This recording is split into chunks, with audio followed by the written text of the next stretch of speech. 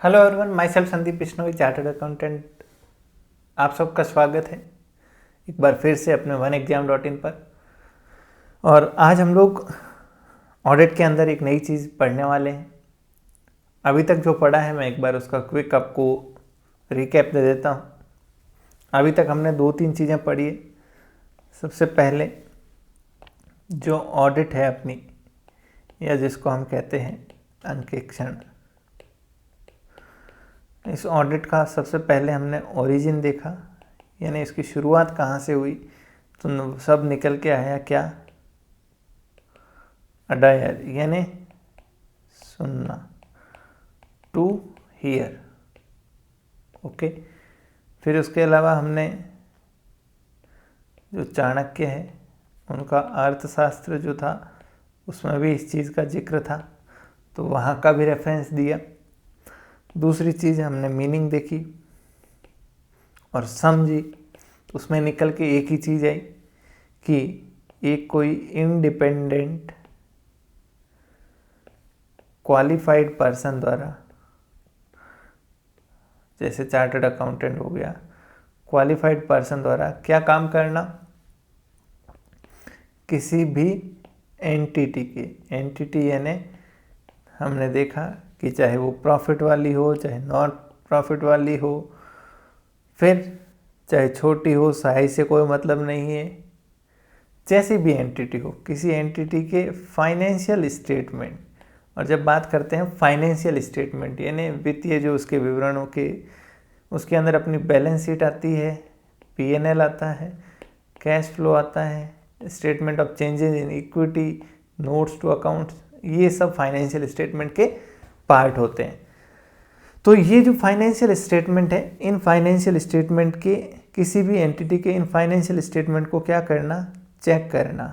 और क्या करना? फाइनली रिपोर्ट करना। ऑडिटर क्या करेगा? रिपोर्ट देगा, जिसके अंदर वो ट्रू एंड फेयर व्यू, अपना ओपिनियन देगा। क्या देगा? ओपिनियन देगा। ध्यान रखिएगा, मैंने आपको पहले भी बताया, ऑडिटर कभी भी सर्टिफाई नहीं करता, वो क्या करता है? सिर्फ अपनी राय देता है। ठीक है। और राय किस बात की? कि फाइनेंशियल स्टेटमेंट जो है वो ट्रू एंड फेयर व्यू दे रहे हैं या नहीं दे रहे हैं। क्या मतलब है इस बात का? बात का ये मतलब है कि जो भी balance sheet, P&L, cash flow, ये जो भी बनाया, क्या ये मैच कर रहे हैं किससे? बुक्स ऑफ अकाउंट्स से। अब ये क्या बला आ गई बुक्स ऑफ अकाउंट्स? तो बुक्स ऑफ अकाउंट्स का मतलब होता है जो जनरल होता है, जो लेजर होता है, जो ट्रायल बैलेंस होता है, ये सारे जो रिकॉर्ड्स प्लस जो वाउचर्स होते हैं, ये सारे बुक्स ऑफ अकाउंट्स का पार्ट है। जो पुस्तक पालन होता है आपका, जिसके अंदर पुस्तकें, ये बुक्स मेंटेन की जाती है। कंपनीज एक्ट जो है वो भी, मैं उसका भी एक सेक्शन है 128, जो कहता है कंपनी को बुक्स ऑफ अकाउंट्स मेंटेन करने क्या है? कंपलसरी है अपने रजिस्टर्ड ऑफिस पर। ठीक है। तो हमने ये बातें देखी कि किसी भी इंडिपेंडेंट व्यक्ति द्वारा, किसी आज़ाद व्यक्ति के द्वारा क्या करना? किसी एंटिटी के इन फाइनेंशियल स्टेटमेंट को जांच करना, प्लस उसके ऊपर क्या देना? ओपिनियन देना। ओके। इसको क्या कहते हैं? हम ऑडिट कहते हैं। फिर ऑडिट का मैंने प्रोसेस भी बताया कि भाई ओनर होते हैं कंपनी के, मैनेजमेंट होता है जो कंपनी को चलाता है, मैनेजमेंट क्या करता है? इन अकाउंट्स को मेंटेन करता है, फाइनेंशियल स्टेटमेंट तैयार करता है। अब जो ओनर है वो ये जानना चाहते हैं कि भाई इन्होंने सब कुछ सही किया या नहीं, तो वो किसी थर्ड पर्सन को, ऑडिटर को अपॉइंट करते हैं। इस ऑडिटर को क्या कहते हैं? अंकेक्षक। क्या कहते हैं? अंकेक्षक। और ये अंकेक्षक जाके क्या करता है? यहाँ पे ऑडिट करता है। ठीक है। फिर रिपोर्ट किसको देगा? इन्हीं मालिकों को वापस रिपोर्ट देगा। तो ये हमने चीज़ें डिस्कस की। उसके बाद हम आए क्या?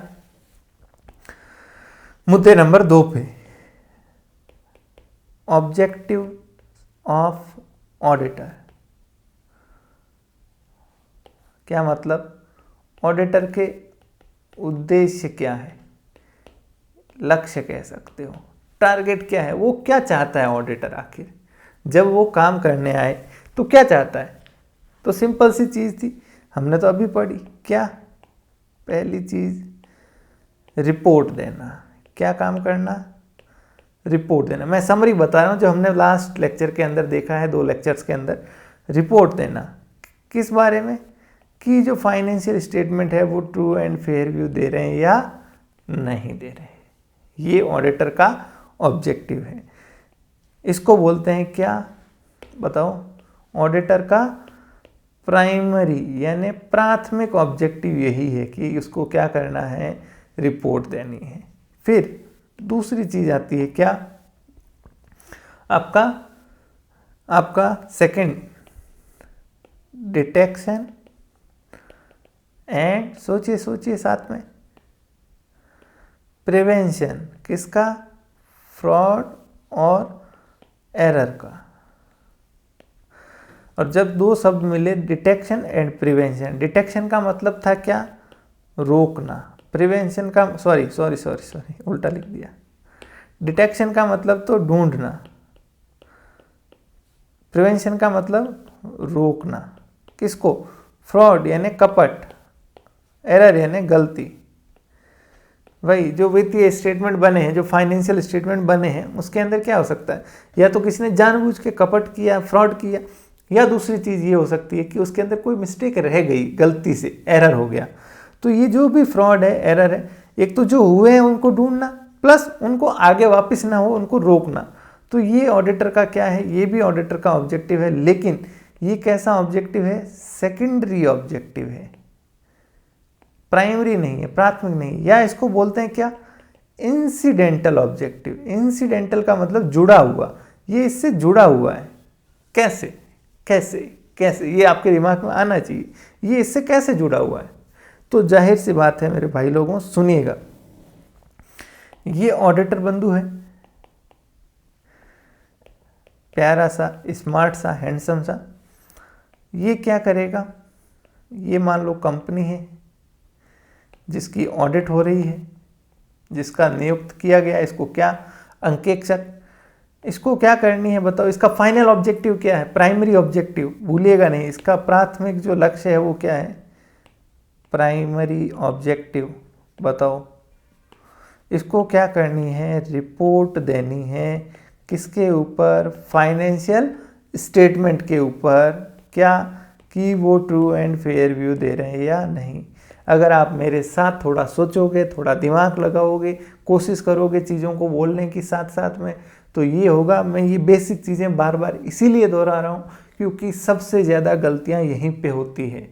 इवन कुछ ऐसे बेसिक सवाल आते हैं, मैं आज ऑडिट पढ़ा रहा हूँ करीब 8 साल से, उससे 5 साल पहले मैंने खुद पढ़ा, लेकिन इस तरह के क्वेश्चंस में मैं खुद चकरा जाता हूँ। इतने आसान और इतने वो क्वेश्चन होते हैं कि ए है या बी है, या ए और बी दोनों हैं। तो एकदम क्लियरिटी रखने के लिए आप बार बार मेरी चीज़ों को ध्यान से, शब्दों को सुनिएगा। प्राइमरी ऑब्जेक्टिव क्या है, रिपोर्ट करना। किसके ऊपर, फाइनेंशियल स्टेटमेंट के ऊपर, कि वो ट्रू एंड फेयर व्यू दे रहे हैं या नहीं। अब ऑडिटर को ये देने के लिए, रिपोर्ट देने के लिए, ये बताने के लिए कि सब कुछ सही है या नहीं, उसको क्या करनी पड़ेगी, उसको भाई लोगों चेकिंग करनी पड़ेगी। चेकिंग करेगा किसको, वो जितने भी फाइनेंशियल स्टेटमेंट है प्लस जो बुक्स ऑफ अकाउंट्स है, मतलब जो रिकॉर्ड है साथ में, जितने भी हिसाब किताब, पर्चे, वाउचर वगैरह सब कुछ चेक करेगा। ओके, क्योंकि जब ये चेकिंग करेगा तो इस दौरान इसको क्या निकलेगी, क्या मिलेगी, गलतियां सामने आएगी, प्लस कोई फ्रॉड हुआ है वो भी सामने आएगा। तो ये हो गया ना इसका डिटेक्शन, एक तो ढूंढ लिया, प्लस वो ये भी बताएगा कि भाई अगली बार आप ये करो ताकि ये दोबारा से ना हो। इस तरीके से कंट्रोल लगाओ, थोड़ा सिस्टम प्रॉपर करो ताकि ये गलतियां दोबारा ना हो। ओके, तो ये वाला जो ऑब्जेक्टिव है ये क्या है ऑडिटर का, सेकेंडरी ऑब्जेक्टिव है। ओके, यहाँ तक हम डिस्कस कर चुके हैं, मैंने करीब 10 मिनट लगा दिए, पर आई होप ये वर्थवाइल है आपके लिए, समझना ज़रूरी था तो मैंने वापस बता दिया। अब हम इस लेक्चर के अंदर एक नया अध्याय शुरू कर रहे हैं, वेरी वेरी इंपॉर्टेंट अगेन।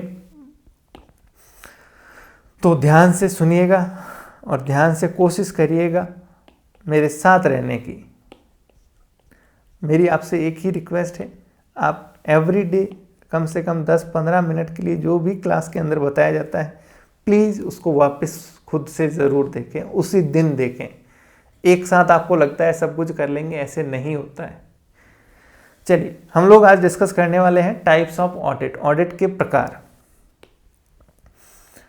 सबसे पहले ऑडिट का अगर वर्गीकरण करें, मतलब जो ऑडिट है वो अलग अलग तरह की होती है, उनको अलग अलग नाम से जाना जाता है। ऐसा है क्या? हाँ जी, हर चीज़ के अंदर प्रकार होते हैं। अगर आप इंसानों में देखोगे तो भी प्रकार है, किसी भी चीज़ के, मोबाइल उठा लो उसमें भी अलग कैटेगरी है, पेन उठा लो उसमें भी अलग कैटेगरी है। तो हर चीज़ जो है वो अकेली कुछ नहीं है, अकेला जो है वो ईश्वर है या सबका मालिक एक वही है, बाकी कोई भी वन नहीं है। अब सुनिएगा, अगर हम क्लासिफिकेशन करने जाएं, ऑडिट को वर्गीकृत करने की कोशिश करें, तो हम उसको अलग अलग आधार पर वर्गीकरण कर सकते हैं, अलग अलग बेसिस पर, आधार पर क्या कर सकते हैं, ऑडिट को बांट सकते हैं। अगर मैं सबसे पहले करूं on the basis of time, यानी समय के आधार पर, क्या मतलब अभी समझते हैं। अगर मैं टाइम के आधार पर ऑडिट को देखूं कि कितने तरह की ऑडिट होती है, तो पहली आती है एनुअल ऑडिट। एनुअल का मतलब आप जानते हो, वार्षिक।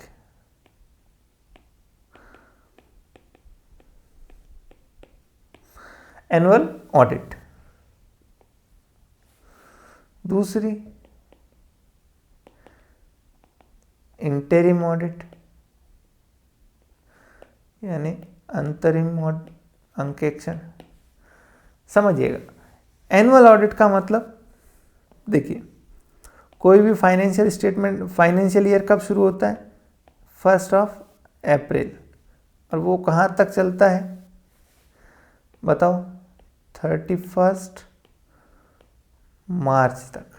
अब मान लो ये 2021 को शुरू हुआ, ये 2022 को साल खत्म होगा, ये पूरा साल क्या कहलाता है? फाइनेंशियल ईयर कहलाता है। अब सुनिएगा, साल भर के अंदर ट्रांजैक्शन होंगे, सेल परचेज होगी, पैसा आएगा जाएगा, सब कुछ होगा, लेकिन जैसे ही साल खत्म होगा तो इस दिन तक जितने भी इनकम एक्सपेंसेस हुए, जो किसके अंदर दर्ज है, अपने बुक्स ऑफ अकाउंट्स के अंदर दर्ज हो चुके हैं, इनको क्या किया जाएगा? क्लोज किया जाएगा। मतलब वहाँ तक जाके लाइन खींच देंगे। क्लोज करने का मतलब फाड़ के फेंकना नहीं है, मतलब वहाँ एक बार हिसाब किया जाएगा कि भाई रुको, ऐसे तो आप चलते जा रहे हो, लेकिन एक बार यहाँ रुको, जरा हिसाब करो कि पिछले 1 साल के अंदर क्या क्या चीज़ें हुई। तो इसको जब क्लोज करेंगे तो इन बुक्स ऑफ अकाउंट्स में इतने सारी एंट्रीज होती है, इतना सारा डाटा होता है कि उसको समराइज करते हैं कि भाई इतना सारा तो कौन पढ़ेगा, इतनी बड़ी बड़ी किताबें, एक रूम भर के रिकॉर्ड है। बैंक है, अगर एक बैंक में तो कितने अरब ट्रांजैक्शन होते हैं साल भर में, तो इसकी एक समरी बनाई जाती है। क्या बनाई जाती है? समरी, जिसको हम किस नाम से जानते हैं? फाइनेंशियल स्टेटमेंट के रूप में जानते हैं, जिसके अंदर आपका P&L, जिसके अंदर आपका बैलेंस शीट, ये सारा आता है।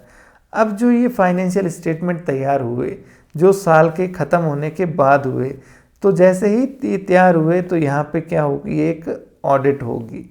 इस ऑडिट को क्या बोलते हैं? वार्षिक ऑडिट, जो 1 साल में एक बार होती है, साल खत्म होने के बाद में होती है। Is it clear? ओके। तो दूसरी ऑडिट कौन सी बची? Interim audit. नाम से ही पता चल रहा है, जो 2 साल खत्म के बीच में है। 2 साल, 2 ऐसे नहीं, 2 मैं कह रहा हूँ। देखिए ये अगर 1 अप्रैल से नया शुरू हो रहा है, मतलब इससे पहले 31 मार्च रहा होगा, जस्ट एक दिन पहले 2021।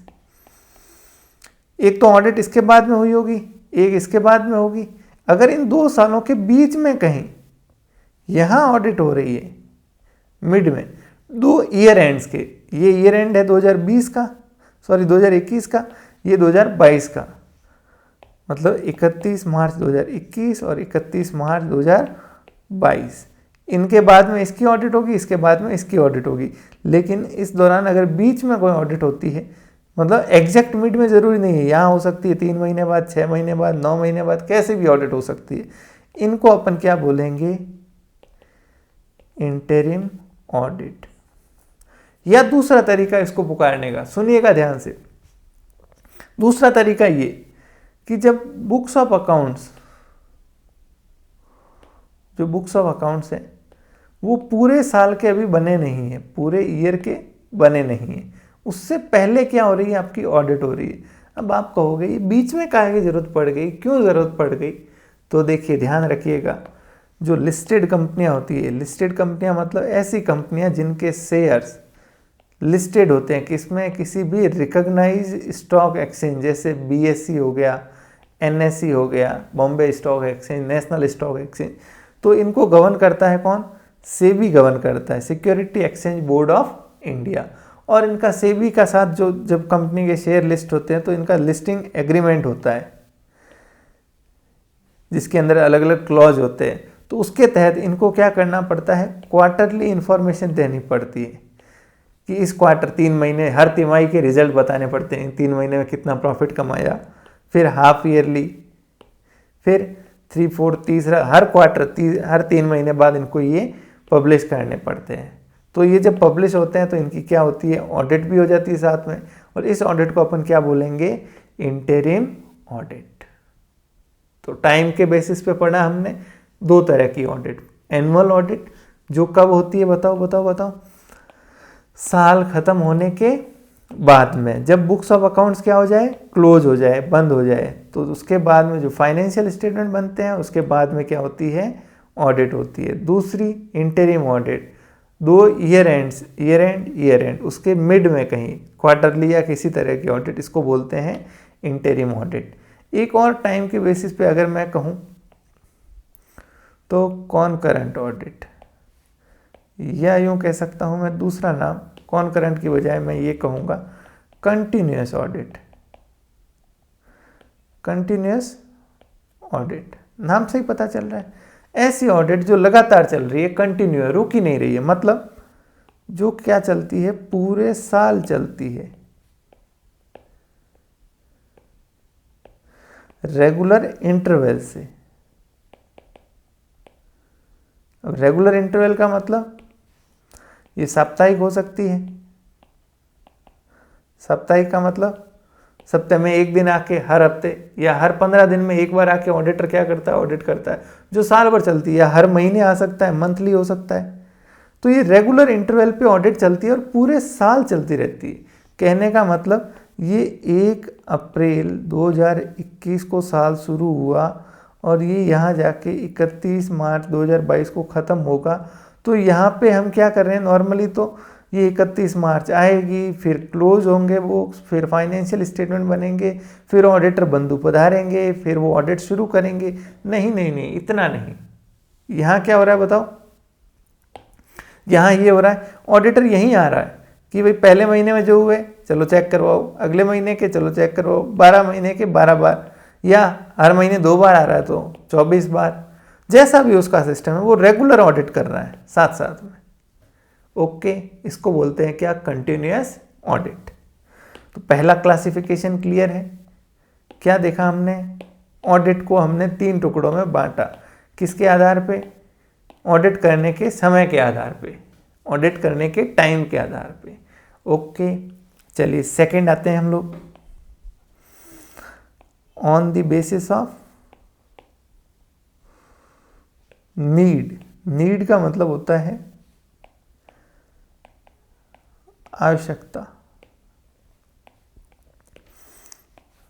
नीड का मतलब है आवश्यकता, समझिएगा ध्यान से। अगर आप बोर हो रहे हैं तो आप वीडियो को रोक दीजिए, लेकिन टाइम पास नहीं। ये चीज़ें लाइफ लॉन्ग आपके दिमाग की मेमोरी में परमानेंट रहेगी। बस एक बार ख़त्म होते ही 15 मिनट्स के लिए खुद से वापस इन चीज़ों को देख लेना, सिर्फ हेडिंग देख लेना कि अच्छा एक एनुअल होती है, एक इंटरिम होती है, एक कंटिन्यूअस होती है, ठीक है। बस अगर नीड के बेसिस पे करें, आवश्यकता मतलब ऑडिट की आवश्यकता, ऑडिट की ज़रूरत क्या है।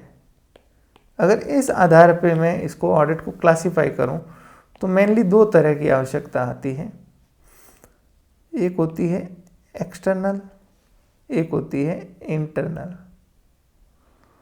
क्या मतलब, मतलब ये एक्सटर्नल का मतलब कोई बाहरी आवश्यकता है, एक है कोई आंतरिक। जैसे अगर आप आर्मी कैंप के अंदर चले गए, मान लो फॉर एग्जांपल छोटा सा ले रहा हूं, सुबह जल्दी उठना, कितने बजे? 4 बजे। अगर लोग सुबह 4 बजे उठ रहे हैं तो वो 2 कारण से उठ सकते हैं, या तो उनकी इंटरनल नीड है, उनको खुद को ही लग रहा है यार फिट रहेंगे, सुबह सुबह दौड़ेंगे, दिमाग तेज होगा, फिर आके पढ़ेंगे या कुछ भी करेंगे, दिन जल्दी शुरू होगा, दुनिया से 2 घंटे आगे चलेंगे। ये उनकी इंटरनल नीड है, उनकी खुद की आत्मा की पुकार है। दूसरा, आप आर्मी के कैंप में चले गए, आपकी तो इच्छा नहीं है, बिल्कुल कोई अंदर से पुकार भी नहीं है, मन तो कर रहा है 12 बजे तक सोए दिन को, लेकिन एक्सटर्नल नीड है क्या? नहीं तो आके वो फौज वाले डंडे मारेंगे अपने को, एनसीसी वाले डंडे मारेंगे। तो ये क्या है? आपकी एक्सटर्नल नीड है। समझ आई बात? सिमिलरली जो ऑडिट है, ऑडिट करने की आवश्यकता 2 तरह की हो सकती है, एक होती है एक्सटर्नल, एक होती है इंटरनल। एक्सटर्नल का मतलब ये कि आपको ऑडिट करवाना है, ये नीड है किसकी? लॉ की, किसी कानून के अंदर लिखा है कि ऑडिट करवानी ही करवानी है, अब आपके पास ऑप्शन नहीं है, या किसी कॉन्ट्रैक्ट की,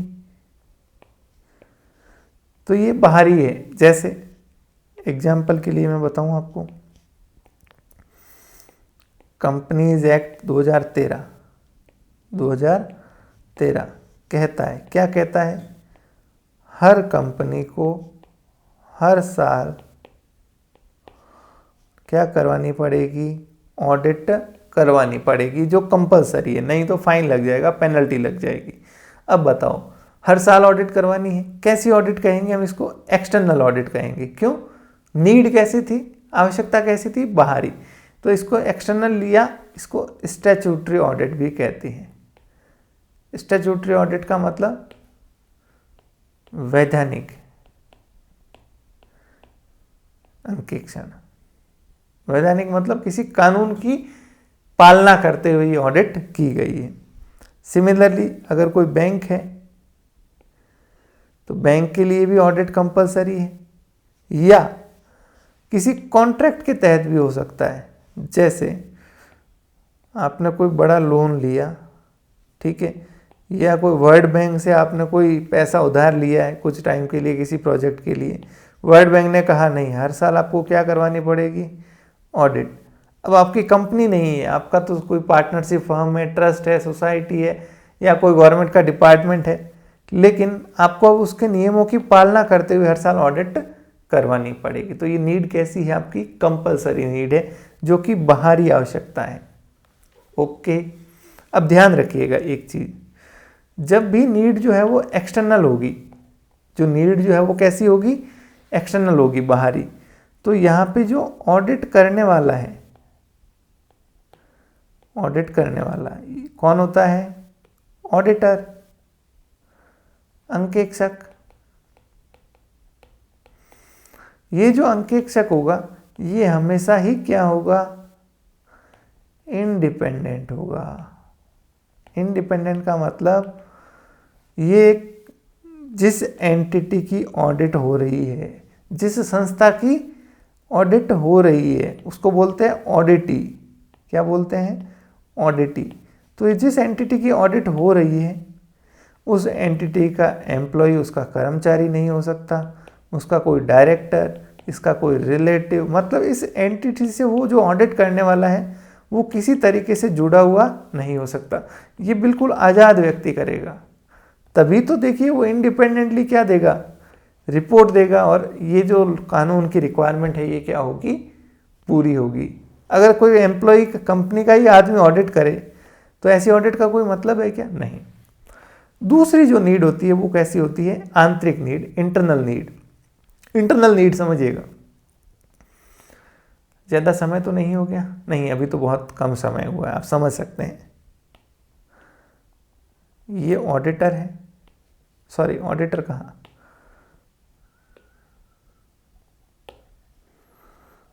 थोड़ी जगह की दिक्कत है, समझिए। इंटरनल ऑडिट, ये कंपनी है, कंपनी को चला रहे कौन, कंपनी का मैनेजमेंट, बोर्ड ऑफ डायरेक्टर्स, ये लोग चला रहे हैं। अब सुनिएगा, कंपनी की जो एक्सटर्नल ऑडिट होती है या जो स्टैट्यूटरी ऑडिट होती है कंपनी लॉ के तहत, वो तो हो रही है, वो चल रही है। हर साल ऑडिटर उस लॉ के हिसाब से नियुक्त होता है, इंडिपेंडेंट आदमी ऑडिट करता है। मैनेजमेंट ये चाहता है, क्या चाहता है कि भाई कंपनी के अंदर किसी तरह का फ्रॉड या कोई एरर, गलती ना हो, कंपनी में सब कुछ सही चले, काम कुछ भी गड़बड़ नहीं हो, कोई ऐसा नहीं उसके अंदर मिस्टर नटोलाल हो, पैसों का हेर फेर कर दे, इधर से उधर कर दे। तो ऐसे में ये मैनेजमेंट की जो चाहत है उसको पूरा करने के लिए मैनेजमेंट ने क्या किया, एक सेपरेट डिपार्टमेंट बना दिया, जिसके अंदर कोई सीए और सीएस और इस तरह के लोग जो है वो 10-15 हायर कर लिए। जो ये डिपार्टमेंट है, कंपनी के एम्प्लॉयज़ जो है वो एक सेपरेट डिपार्टमेंट बना दिया। ये क्या करता है, साल भर ऑडिट करता रहता है। ऑडिट करके ये रिपोर्ट किसको कर रहा है वापस, क्या किसी गवर्नमेंट को, शेयर होल्डर को, बाहरी व्यक्ति को कर रहा है, नहीं, मैनेजमेंट को ही बता रहा है कि भाई यहाँ कमी है, यहाँ कमी है, ये गलती है, ये फ्रॉड है। या मैनेजमेंट ये भी कर सकता है, डिपार्टमेंट बनाने की बजाय कोई टीम बना दे अपने एम्प्लॉयज़ की और उनसे क्या करवाए, ये ऑडिट करवाए। अब ये जो मैनेजमेंट काम करवा रहा है, ये क्या उसकी कोई बाहरी नीड थी, बाहरी आवश्यकता थी, नहीं, उसकी खुद की चाहत थी, क्या कि भाई कंपनी में सही चले, कोई फ्रॉड एरर ना हो। तो इसने क्या किया, ऑडिट करवाई, और इसको बोलते हैं क्या, इंटरनल ऑडिट, आंतरिक अंकेक्षण, इंटरनल ऑडिट। अब यहाँ पे क्या ऑडिटर इंडिपेंडेंट होगा, बताओ, क्या ऑडिटर इंडिपेंडेंट यानी आज़ाद ख्यालात का होगा? जी नहीं, हो सकता है वो इंडिपेंडेंटली काम करे, उस पर मैं मना नहीं कर रहा हूँ, लेकिन वो इंडिपेंडेंट है नहीं। क्यों? क्योंकि वो कंपनी का ही क्या है, नुमाइंदा है, कंपनी का ही एम्प्लॉई है, कंपनी का ही एम्प्लॉई है, कर्मचारी है। तो जाहिर सी बात है मैनेजमेंट जैसा कहेगा वैसा वो काम करेगा। लेकिन एक बाहरी जो इंडिपेंडेंट ऑडिटर है वो तो अपने तरीके से ही चलेगा, उसको ना मैनेजमेंट से मतलब है, ना कंपनी के मालिकों से मतलब है, उसे जो काम दिया गया वो अपने तरीके से करेगा। आई होप दोनों के अंदर क्लियर कट आपको दोनों में फ़र्क समझ आ गया होगा। ओके, चलिए, तो ये मेनली मैंने आपको 2-4 जो ऑडिट के टाइप है वो बताए। On the basis of time बता दिया, on the basis of need बता दिया, आवश्यकता के बेसिस पे। अब चलिए नोट्स पे चलते हैं और मैं कुछ और जो ऑडिट के टाइप है उनको डिस्कस करता हूँ। ठीक है, सबसे पहले आते हैं हम लोग कंटिन्यूअस ऑडिट पे। वैसे तो मैंने आपको बताया है, लेकिन अब सिस्टमेटिकली सारी चीज़ों को थ्योरेटिकली समझते हुए साथ में वापस से देखते हैं। ज़्यादा समय नहीं लूँगा, जितना हो सकता है करेंगे, बाकी नेक्स्ट लेक्चर में देखेंगे। कंटिन्यूअस ऑडिट क्या मतलब है इसका? Where books of accounts are verified throughout the year. बस ये शब्द ही कीवर्ड है, वो वेरीफाई हो रहे हैं साल भर, एट रेगुलर और इरेगुलर इंटरवल, हर थोड़े समय से। रेगुलर भी हो सकता है हर 7वें दिन आए, या महीने में 1 आध दिन आ जाता है कभी भी। And financial statement of business are examined at the year end. Financial statement तो क्योंकि साल खत्म होने पर ही बनते हैं, साल खत्म होने से पहले तो बन नहीं सकते, तो तब ये क्या होते हैं, चेक हो जाते हैं। बाकी साल भर ऑडिट चलती रहती है, वीकली, मंथली, क्वार्टरली, कैसे भी हो सकती है। ओके, ये कहाँ पे कामगर है, ये चीज़ कहाँ, जहाँ देखिए बहुत बड़ी कंपनी है, कोई बैंक है जहाँ ट्रांजैक्शन बहुत ज़्यादा है, तो साल के लास्ट में आके आप कितना चेक करोगे, तो आपको पूरे साल भर चेक करना पड़ता है। ठीक है, या कोई ऐसी जगह है जहाँ मंथली अकाउंट बनाने पड़ते हैं, तो वो मंथली, क्वार्टरली उनको क्या करने हैं, ऑडिट करवानी पड़ती है, तो उनके लिए ये सूटेबल है। फ़ायदे क्या हैं इसके, बताओ, आप ही बता सकते हो। जो फ्रॉड और एरर है वो जल्दी पर सामने आ जाएंगे। आप अगर साथ साथ में ऑडिट करोगे तो गलतियां होने के चांसेस कम रहेंगे। मॉरल चेक, जो कंपनी के एम्प्लॉयज़ है, जो काम करने वाले लोग हैं, उनमें क्या रहेगा, डर रहेगा, खौफ रहेगा किसका, कि गलती मत करो नहीं तो ऑडिटर आ जाएगा, और ऑडिटर क्या करेगा, पकड़ लेगा गलती को। दूसरी तरफ ऑडिट साल के अंत में हो रही है तो उसको इतना डर नहीं है कि वो तो अभी साल खत्म होगा तब आएगा, कितना चेक कर लेगा, इतनी तह तक थोड़ा ही चेक कर पाएगा, ये चीज़ आ जाती है। उसको पता है कि अगले हफ्ते आ रहा है, हर हफ्ते आ रहा है, तो वो कुछ ना कुछ तो ढूंढ ही लेगा हफ्ते भर में कितने ट्रांजैक्शन होंगे। समझ आई बात। तो एक मॉरल चेक, मतलब मानसिक रूप से उनके ऊपर एक चेक रहेगा, एक दिमाग में डर रहेगा किसके, जो भी अकाउंटेंट हैं, एम्प्लॉयज़ है जो अकाउंट्स बना रहे हैं, या कंपनी के जितने भी एम्प्लॉयज़ हैं उनमें। बुक्स ऑफ अकाउंट्स जल्दी क्लोज होंगे, फाइनेंशियल स्टेटमेंट जल्दी बन जाएंगे। क्यों, जो इसमें जो गलतियां हैं वो तो सब साथ साथ में सुधारते गए, तो ये फटाफट अकाउंट्स क्लोज हो जाएंगे साल खत्म होते ही। साथ में वो अपना वैल्यूएबल सजेशन भी देगा, साल भर में जो भी उसने खराब चीज़ें देखी, गड़बड़ देखी, तो वो अपने सजेशन देता रहेगा ऑडिटर की, भाई यहाँ ऐसा कर दो, सही कर दो, ठीक है। और जो इंटरिम अकाउंट्स हैं, इंटरिम अकाउंट्स का मतलब मैंने कहा ना, कुछ कंपनियों को क्वार्टरली या हाफ ईयरली क्या करने पड़ते हैं, अकाउंट्स बनाने पड़ते हैं। जैसे लिस्टेड कंपनी हो गई, तो उनको जो ये हाफ ईयरली अकाउंट्स बनाने हैं ये इजीली बन सकते हैं। क्यों, हाफ ईयर में जितने ट्रांजैक्शन हुए वो ऑडिट तो हो चुके हैं साथ साथ में, अब तुरंत आपको अकाउंट्स ही बनाने हैं। आई होप यहाँ तक आपको क्लियर है। नुकसान क्या है इसका, डिसएडवांटेज तो महंगा बहुत है, देखिए फीस ज़्यादा लेगा, पूरे साल आएगा तो टाइम कंज्यूमिंग है। ऑडिट होने के बाद किसी ने चेंज कर दिया, जैसे आज ऑडिट की, कल किसी ने फिगर चेंज कर दिया। और ऑडिट में लिंक लूज हो सकते हैं, ऑडिटर डेली आ रहा है तो प्रॉपर लिंक मेंटेन वो नहीं कर पाएगा। फिर दूसरी होती है इंटरिम ऑडिट, ये भी मैं बता चुका हूँ। इंटरिम क्या मतलब है, याद कीजिए, बिटवीन 2 ईयर एंड, कोई दो जो साल खत्म हो रहे हैं, जैसे 31 मार्च 2020, 31 मार्च 2021, 31 मार्च ये साल खत्म हुआ, मतलब ये शुरू हुआ कब, 1/4/2019 को, और ये शुरू हुआ कब, अब इन 2 सालों के बीच में यहाँ कहीं ऑडिट हो रही है, उसको बोलते हैं हम लोग क्या, इंटरिम ऑडिट, ठीक है। तो देख लीजिए, बिटवीन 2 एनुअल ऑडिट, यहाँ एनुअल ऑडिट होगी, यहाँ उसके बीच में होगी, ठीक है। इससे भी फायदा ये है कि फाइनल ऑडिट जो है वो फटाफट हो जाएगी, फ्रॉड और एरर जल्दी पता चल जाएगा, एम्प्लॉयज़ के ऊपर मॉरल चेक रहेगा, ठीक है। चलिए, अब आज के लिए इतना ही देखते हैं। मेरे हिसाब से थ्योरी है तो बहुत ज़्यादा लेंथी ना करें।